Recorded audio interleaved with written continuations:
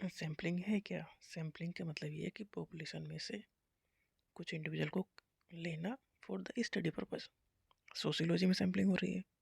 Sociology है तो मतलब ये लोगों के ऊपर स्टडी हो रही है, मतलब पॉपुलेशन की स्टडी हो रही है।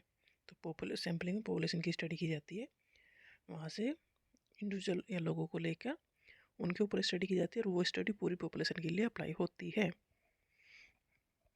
Sampling is the process of selecting participant from the population. Sampling का मतलब ये है कि पॉपुलेशन से पार्टिसिपेंट को लेना, फिर उनके ऊपर स्टडी करना और जो रिजल्ट आया वो अप्लाई करना। Sampling is used as a technique of data collection in sociological research. Sampling किस लिए यूज होती है? डाटा कलेक्ट करने के लिए, जो कि सोशियोलॉजिकल रिसर्च में हमें चाहिए। The process of sampling require defining population set first from which sample will be chosen. देखो हमें ऐसे ही किसी इंडिविजुअल को तो लेना नहीं है, तो पहले ग्रुप बनाना है कि किस ग्रुप में से लेना है, कहाँ से लेना है, फिर वहाँ से सैंपल लेना है। तो पहले सैंपल चूज करना है। सैम्पलिंग के तो दो मेथड है, probability and non probability sampling. Probability sampling होती है मेनली चार type: simple random, systematic random, stratified and cluster sampling. Non probability sampling भी एक, जैसे कन्वीनियंस टाइप, प्रपोजिव टाइप, उसमें प्रपोज में कोटा है, स्नोबॉल सैम्पलिंग है। अब हर एक को देखेंगे थोड़ा डिटेल में।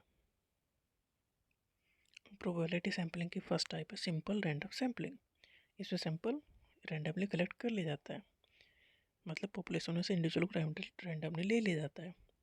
इट इज़ द प्रोबेबिलिटी है, ये प्रोबेबिलिटी सैम्पलिंग मतलब हर एक के चांस इक्वल हैं इसमें सेलेक्ट होने के। जैसे कि प्रोबेबिलिटी सैम्पलिंग का फीचर्स ये है कि इसमें इक्वल अपॉर्चुनिटी है to be selected as a representative sample. Probability sample में ये रहता है, सैम्पलिंग में ये रहता है कि सैंपल कलेक्ट करने होने की या सैंपल में आने के इक्वल चांस है हर किसी के।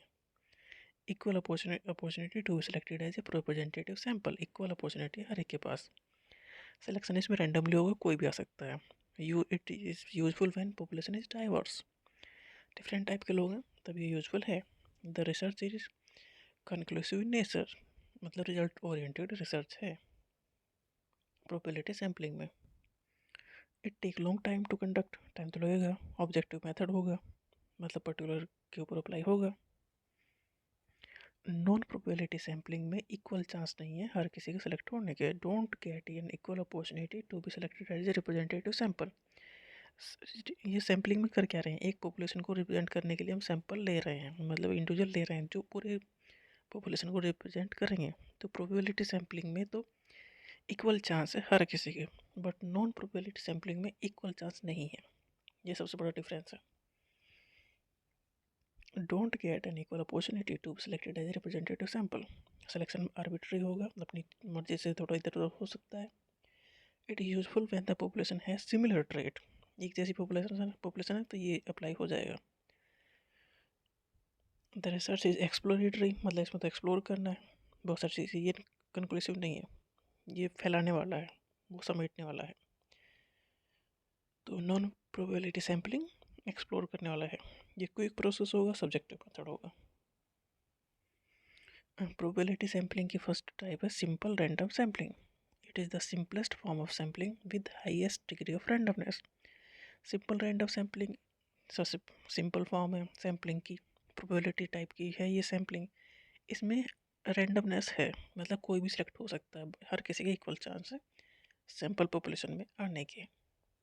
जिनके ऊपर रिसर्च की जाएगी और वो रिसर्च हर एक के ऊपर अप्लाई होगी।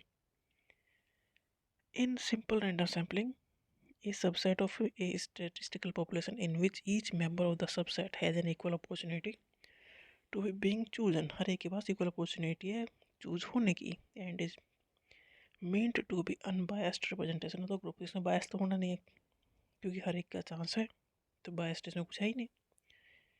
Every unit has an equal non zero chance of being selected for the sample.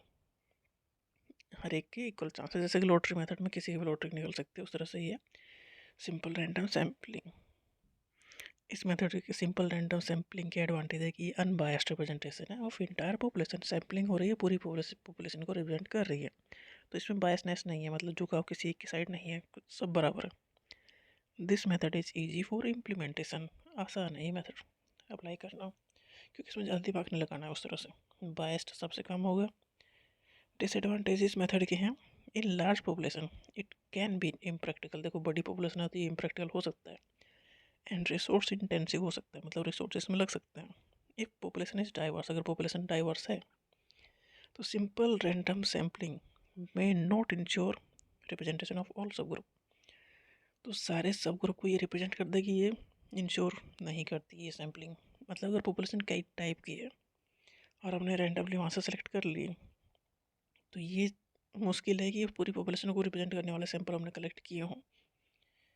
It is potential है इसमें किसके लिए, अंडर और ओवर रिप्रेजेंटेशन। ये हो सकता है कि किसी एक को ओवर में रिप्रेजेंट कर दें, या किसी का हम कोई सैंपल ही ना लें किसी से उसके सब ग्रुप के। तो ये इसमें चांस इस चीज़ के हैं कि कोई किसी सब ग्रुप से हमने ज़्यादा पॉपुलेशन ले ली, ज़्यादा इंडिविजुअल ले ली, और किसी से हमने कोई भी नहीं लिया, तो अंडर या ओवर रिप्रेजेंटेशन यहाँ हो सकता है। सिस्टमेटिक रैंडम सैम्पलिंग, इस जो मेथड है सिस्टमेटिक रैंडम सैम्पलिंग है, this is method of probability sampling that select item of data at regular interval from A population. मतलब हमने एक लिस्ट बनाई, अब जैसे 100 लोगों की लिस्ट है, तो हर 5 के इंटरवल पर हमने सैंपल ले लिया, मतलब इंडिविजुअल ले लिया। जैसे 100 बच्चे हैं तो 1 से लेकर 100 तक सबको नंबर दे दिए, उसमें से एक नंबर 5, 10, 15, 20 इस तरह से हमने ले लिया। तो ये हो गया सिस्टमेटिक रैंडम सैम्पलिंग। रैंडमली हमने किए बट सिस्टमेटिक वे में, हमने एक निश्चित इंटरवल या अंतराल के बाद सैंपल कलेक्ट किया है। This is a type of probability sampling, जहाँ से सेलेक्ट करना है data from population at regular interval, हर मतलब एक इंटरवल के बीच बाद में। तो ये होगा सिस्टमेटिक रैंडम सैम्पलिंग। सिस्टमेटिकली हमने की गई random sampling. Every member in the population is given a number, हर एक को एक नंबर दिया गया। After the first member is chosen, पहला मेंबर जब चूज कर लिया गया, तो remaining member are chosen from a given interval. तो जो रिमेनिंग बचेंगे वो इंटरवल के बाद, मतलब उस पॉपुलेशन में हमने कितना गैप रखा उसके बाद वो नेक्स्ट का नंबर आएगा। मतलब लिस्ट बनाई, लिस्ट में से एक, जैसे 10 का इंटरवल ले लो, 15, 20 जो भी लेना है, फिर वो सैंपल वहीं से लेना है, मतलब पॉपुलेशन वही लेनी है, मतलब 100 रोल नंबर तक दे दो, उसके बाद कलेक्ट कर लो। एडवांटेज इस मामले के हैं कि सैंपल इजी टू सेलेक्ट करना आसान है, क्योंकि एक इंटरवल के बाद सेलेक्ट करना है। Good for large scattered and heterogeneous population, जैसे अब 1 लाख लोगों को हमने नंबर दे दिया, अब हर आधार वो इंडिविजुअल ले लेना है, तो अच्छा है ये। Good for large scattered and heterogeneous population, मतलब जो फैली हुई है। Need minimum knowledge about the population, population की नॉलेज करने का तो यहाँ पॉपुलेशन के बारे में जानने का तो यहाँ कोई सवाल ही नहीं है, क्योंकि हमने मान लो 5 गाँव के लोग हैं, सब एक नंबर दे दिया गिन के, 5,000 इस गाँव के, 10,000 इस गाँव के, या 2,000 इस गाँव के, सारे मिला के 12,000 हो गए। अब 100 वाला ले आओ, 200 वाला जिससे नंबर मिला वो आ जाओ, 300, 400, 500 वाला वो आ जाओ। तो इसमें हमने बस नंबरिंग पे फोकस किया है, पॉपुलेशन के बारे में जानने पे फोकस नहीं किया। हम इंडिविजुअल लेंगे, उसकी स्टडी करेंगे और उस स्टडी को सबके ऊपर अप्लाई कर देंगे। तो इसमें टाइम कंज्यूमिंग कम है ये। कुछ डिसएडवांटेज इस मेथड के, सिस्टमेटिक रैंडम सैम्पलिंग के, every member of the population must be listed. पहली बात तो ये है कि लिस्ट में सबका नाम आना चाहिए, सबका नंबर आना चाहिए, क्योंकि नंबर के बेस पे हम सेलेक्ट कर रहे हैं। Need complete list of unit, sometime may result in biased sampling. Biased हो सकते हैं, हम जानबूझ के किसी कोई नंबर दे दें कि वही लिया जाएगा, तो बायस होने के चांसेस में है। Stratified sampling, in this method population is divided into सब group based on certain characteristic. मतलब जो इसकी आपकी स्टडी करनी है, जिन कैरेक्टरिस्टिक्स की स्टडी करनी है, उनके ऊपर ग्रुप पॉपुलेशन को सब ग्रुप में डिवाइड कर दिया। तो random samples are then taken independently from each subgroup, हर एक सब ग्रुप से अब सैंपल कलेक्ट कर लिया। मतलब पहले सब ग्रुप बनाए, अब सब ग्रुप से कोई भी रैंडमली ले लिया, कोई भी ले लिया। मतलब पहले सब ग्रुप बनाने में फोकस किया है, जिस तरीके से हमें स्टडी करनी है उन करेक्टरिस्टिक्स के बेस पे सब ग्रुप बनाए, और सब ग्रुप पे से पॉपुलेशन हमने या इंडिविजुअल हमने कलेक्ट कर लिए। It ensure representation from all सब ग्रुप ऑफ द पॉपुलेशन, मतलब हर एक सब ग्रुप से लोग होने चाहिए स्टडी में। ये इंश्योर करना है। This method is used to obtain a more accurate and reliable representation of the entire population. मतलब पूरी पॉपुलेशन का एक रिलायबल डाटा यहाँ से मिलेगा, क्योंकि हमने सब ग्रुप बनाए और सब ग्रुप से हर एक सब ग्रुप से इंडिविजुअल आने चाहिए। तो मतलब हर एक सब ग्रुप को रिप्रेजेंट करने वाले आ गए, मतलब जो उनके ऊपर स्टडी होगी, जो रिजल्ट आएगा वो सबके ऊपर अप्लाई हो सकता है। This method is use to obtain a more accurate and reliable representation of entire population, especially when there are variation within different subgroup। सब ग्रुप में वेरिएशन है, तो हर एक सब ग्रुप से हमने सैंपल लिए हैं, तो हर एक सब ग्रुप का करेक्टरिस्टिक हमें पता है, मतलब रिसर्च जो हुई है वो सबके ऊपर अप्लाई हो सकती है। इस मेथड के कुछ फ़ायदे एडवांटेज हैं, जैसे it can acquire information about whole population, definitely सबके बारे में पता कर सकते हो। मोर प्रिसाइज्ड अनबायस्ड रहेगा, वेरिएबिलिटी कम रहेगी, रिलेटिवली ऑब्जेक्टिव है और कंपैरिजन करना सब ग्रुप के बीच में आसान है। डिसएडवांटेज ये है, it require complete information of the population, इसमें इन्फॉर्मेशन चाहिए तभी आप सब ग्रुप बनाओगे। लार्ज पॉपुलेशन के ऊपर ये अप्लाई हो जाएगा, और जब सबके ऊपर स्टडी करनी है, पॉपुलेशन के बारे में जानना है, तो टाइम कंज्यूमिंग भी होगा और एक्सपेंसिव भी होगा। ये है स्ट्रेटिफाइड सैम्पलिंग। नेक्स्ट जो प्रोबेबिलिटी सैम्पलिंग है वो क्लस्टर सैम्पलिंग। क्लस्टर मतलब एक कई सारे क्लस्टर बनाए, हर एक क्लस्टर एक जैसा है। अब एक क्लस्टर कोई भी ले लेना है, उसकी स्टडी करनी है और सबके ऊपर अप्लाई होगी। क्लस्टर में होमोजेनिटी रखनी है, क्लस्टर्स के बीच में सारे क्लस्टर में सारे लोग होने चाहिए, बट क्लस्टर के अंदर हेट्रोजेनिटी रहेगी, मतलब क्लस्टर के अंदर एक जैसे नहीं होने चाहिए। सारे क्लस्टर एक जैसे, दो क्लस्टर में सिमिलरिटी होनी चाहिए, एक जैसे होने चाहिए, बट क्लस्टर के अंदर सब डिफरेंट होने चाहिए, क्योंकि हमें एक क्लस्टर को लेके उसकी स्टडी कर लेनी है। जैसे ग्रुप ऑफ पॉपुलेशन हमने बना दिए 10, तो 5 50 50 लोगों के 10 ग्रुप बना दिए। सारे ग्रुप में सभी तरह के लोग होने चाहिए, जैसे कि मेल फीमेल बच्चे बूढ़े, इस तरह से कुछ सब हर एक में होने चाहिए। अब कोई एक क्लस्टर लिया, उसकी स्टडी की, वो सबके ऊपर अप्लाई होगी। ये क्लस्टर सैम्पलिंग।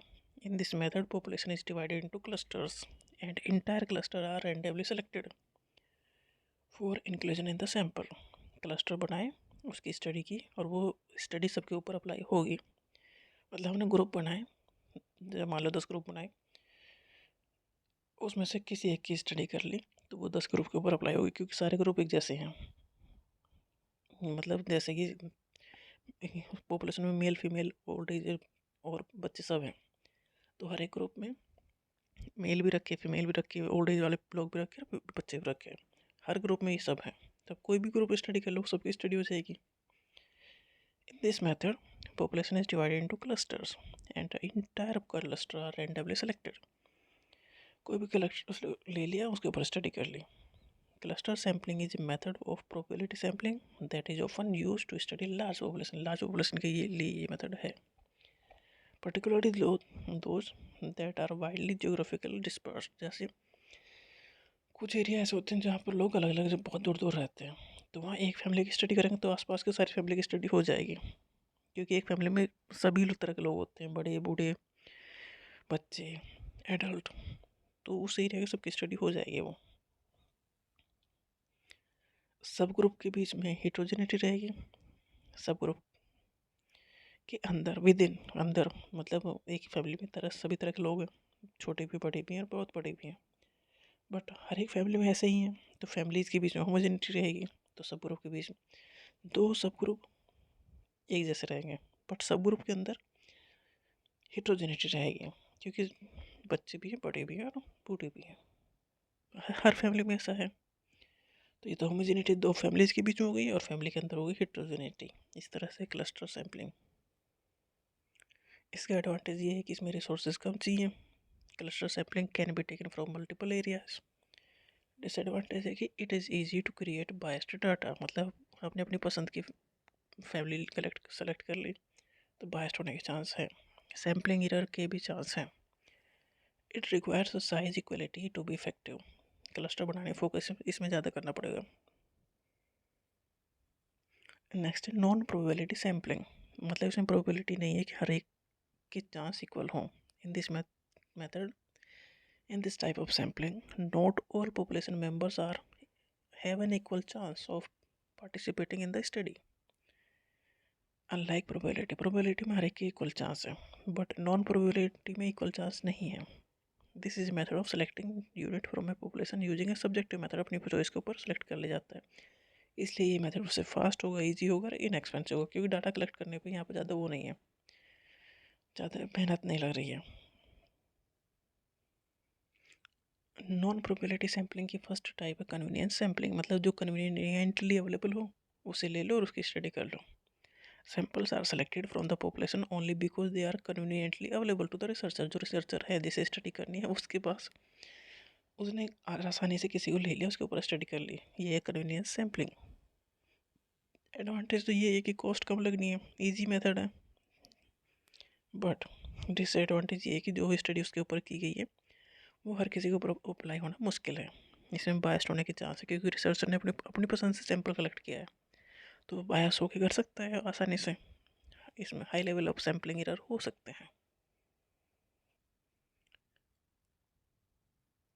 नेक्स्ट है पर्पजिव सैम्पलिंग, मतलब कोई सैम्पलिंग करने का, रिसर्च करने का पर्पज़ है, उस पर्पज़ की बेस पर हमने सैंपल कलेक्ट किया है. तो researcher select the sample based purely on the researchers knowledge और क्रेडिबिलिटी. रिसर्च करने वाला की नॉलेज के ऊपर ही ये डिपेंड करता है कि वो किसे सेलेक्ट करना चाहता है, मतलब किसकी स्टडी उसे करनी है. तो वो सैंपल कलेक्ट करने में खुद की नॉलेज और क्रेडिबिलिटी पे ही डिपेंड रहना पड़ेगा उसकी पे. एडवांटेज है सैंपल कलेक्ट करना आसान है, रिसोर्स बचेंगे. डिसएडवांटेज है कि रिलायबल नहीं है, क्योंकि तो रिसर्चर की नॉलेज के ऊपर डिपेंड करता है, तो ज़्यादा नहीं कर सकते, इसमें बायस हो सकता है. It require considerable knowledge about the population. सबसे बड़ी बात ये है कि रिसर्चर जिसे लेना चाहता है उस पॉपुलेशन की स्टडी, पॉपुलेशन के बारे में वो अच्छे से जानता हो. Quota sampling, in this method data is collected from a homogeneous group.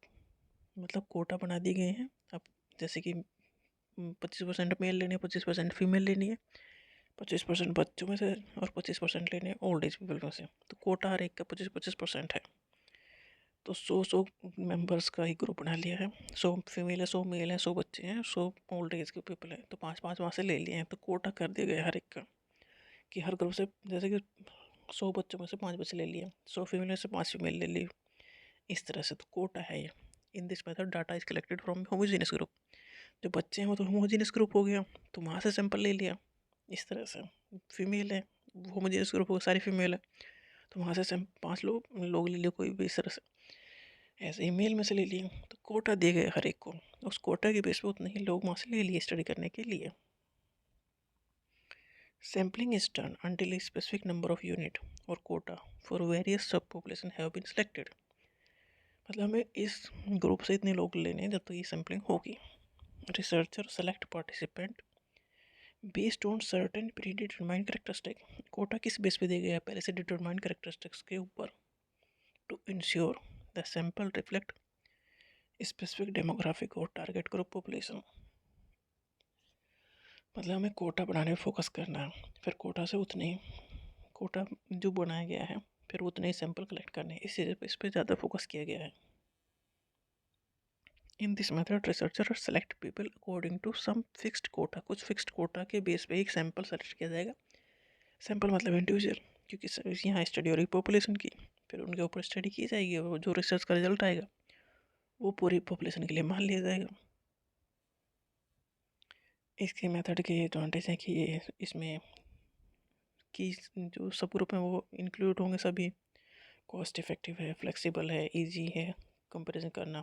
Disadvantage है कि कोटा सेट करना आसान काम नहीं है, कोटा बनाना आसान काम नहीं है. इसमें बायस हो सकता है सम सिलेक्शन, और established and adhering to quota can be challenging, हो सकता है. स्नोबॉल सैम्पलिंग ये नॉन प्रोबेबिलिटी टाइप की सैम्पलिंग है. इन दिस मेथड जो स्टार्टिंग पॉइंट है वो पहले से ही प्री एग्जिस्टिंग डाटा है ऑफ टारगेटेड सैंपल. मतलब पहले से हमें डिपेंड रहना पड़ेगा लिमिटेड रिसोर्स के ऊपर. मतलब जो डाटा पहले से है उसकी स्टडी से शुरुआत करनी है, फिर डाटा कलेक्ट होता चले. जैसे कि स्नो की बर्फ़ की बॉल है, आगे बढ़ती जाएगी, बड़ी होती चली जाएगी. इस तरह से ये भी है कि शुरुआत में छोटा है, फिर उनसे नॉलेज लेके या उनसे पता करके नेक्स्ट ढूंढा जाएगा. तो इन this method starting point is pre existing data of targeted population near sample. जो डाटा पहले से पता है वही कलेक्ट करो, उसके बाद उससे पूछो, फिर नेक्स्ट कलेक्ट करो। It is useful when target population can not visibly located. ये कैसे होगा?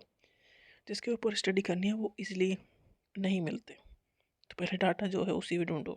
जैसे कि ड्रग एडिक्ट है, it may lead to information about the other. एक ड्रग एडिक्ट दूसरे के बारे में बताएगा, तो ये ऐसी पॉपुलेशन है जो आसानी से नहीं मिलेगी। It is useful for locating rarer population.